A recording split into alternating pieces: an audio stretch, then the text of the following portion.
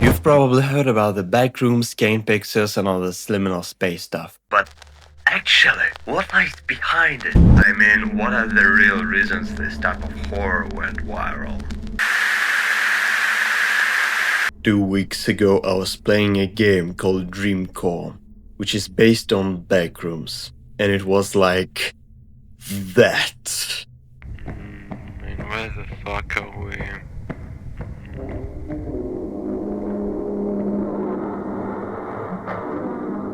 And I was immediately distracted by a question. What lies beneath this sense of slight fear?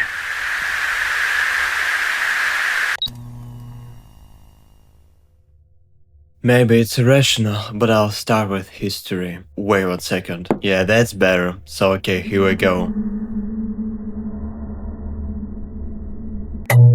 If you're not careful and you knock up out of reality in the wrong areas, you'll end up in the backrooms, where it's nothing but the stink of old moist carpet, the madness of mono yellow, the endless background noise of fluorescent lights at maximum humbas, and approximately 600 million square miles of randomly segmented empty rooms to be trapped in. God save you if you hear something wandering around nearby, because it sure as hell has heard you, heard you, heard you, heard you, heard you. And you'll say, and who gives the fuck? And you will be 100% right, except, wait. One genius can buy the photo and the text, and off we go.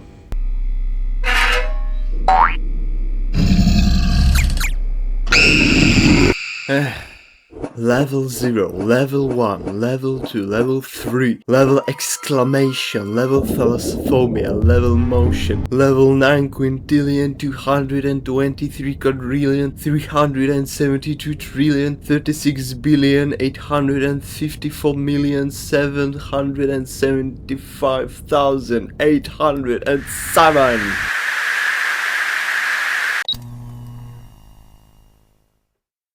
Okay, I'm in my new place, in basement, and we can make it a little bit easier, so let's just open wiki.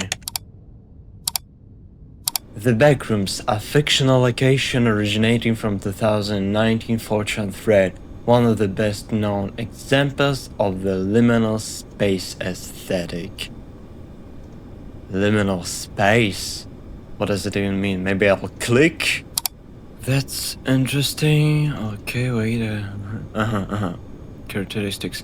Broadly, the term liminal space is used to describe a place or state of change or transition. This may be physical, example a doorway, or psychological, example the period of absence. Liminal space imagery often depicts this sense of in-between. In-between? Will my sandwich become liminal if I cut it in between? It won't, and I'll tell you why. Just imagine, you stayed late at school after retaking a test, and the teacher asked you to go up to the 4th floor to take his papers to the classroom.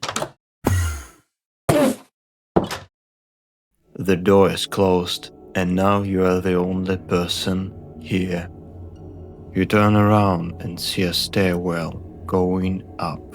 You approach it, but suddenly you decide to look out the window. You see nothing, only reflection of the fluorescent lamps. You remember your mission. You must go up. At the very end of your journey on the stairs, you experience such a fleeting feeling that you can't even properly describe it.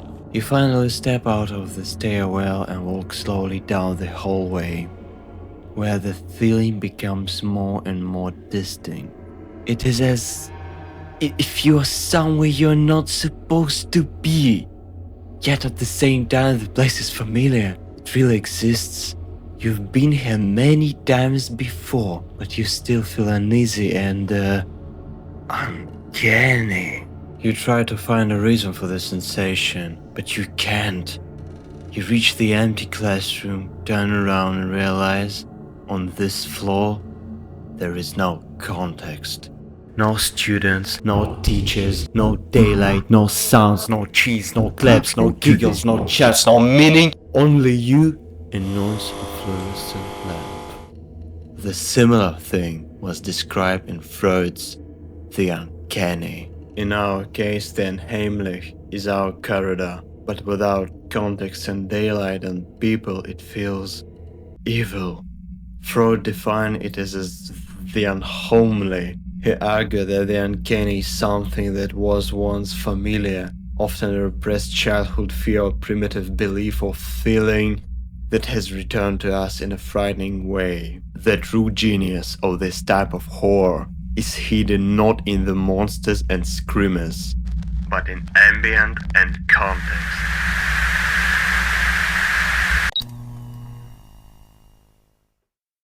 Let me show you books as examples. The Terror of Blue John Gap as an example of horror.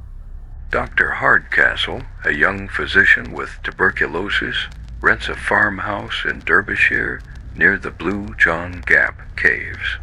The locals say the cave is cursed at night. Heavy breathing and dragging footsteps come from its entrance, and cows keep vanishing. Hardcastle, a rational man, dismisses it as superstition. Then he hears the strange noises himself, deep rhythmic breathing and a slow tread.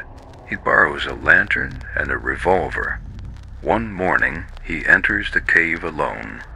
The tunnel narrows and grows cold. After an hour, he reaches a large cavern. His lantern reveals a huge pale worm-like creature 20 feet long, segmented, with stumpy legs, a single glaring eye, and a dripping circular mouth. It moves toward him. The creature charges. Hardcastle fires but misses. He dodges and runs back into the narrow tunnel. The monster pursues, scraping the walls. He reaches a bend where it cannot turn easily. He fires again, hitting it somewhere, then scrambles out of the cave into daylight, half mad with terror. Back at the farm, no one believes him. They blame his disease. Hardcastle returns to the cave and finds the creature has blocked the passage with a massive rock. Local miners help him blast it open with dynamite. After the explosion, they find no living monster, only half-digested bones of sheep and cows, and a slimy trail leading to a bottomless chasm. The creature has retreated into the depths. Hardcastle seals the cave permanently. He leaves, writing, "The terror is still down there. Let any man who doubts me go down, he will not come back." Exposition, rising action, climax, falling action, denouement.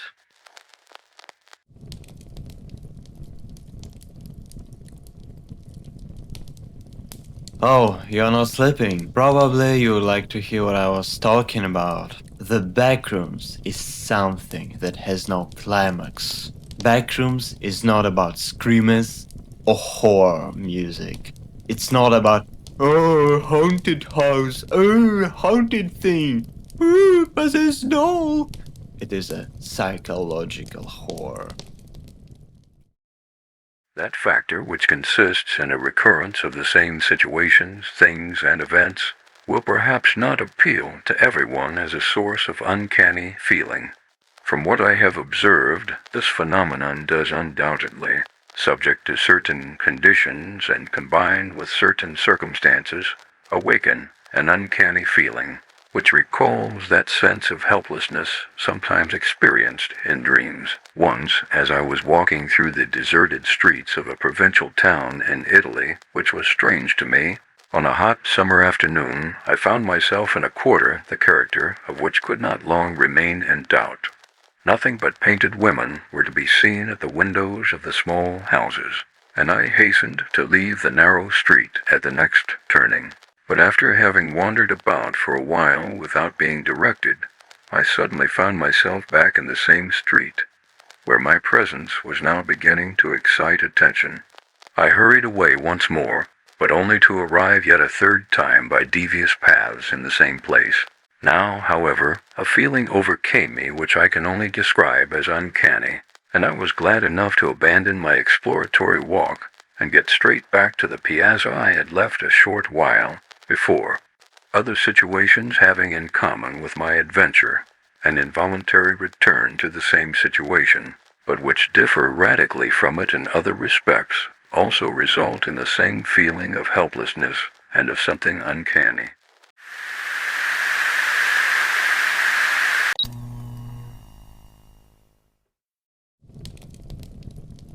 My god, I was still here. As we can see, Freud predicted the whole idea of the backrooms. Also, he predicted the biological nature of fear. Fear that doesn't need a climax after which you can relax. Fear that sits deep in your mind, destroying you with its presence, second by second.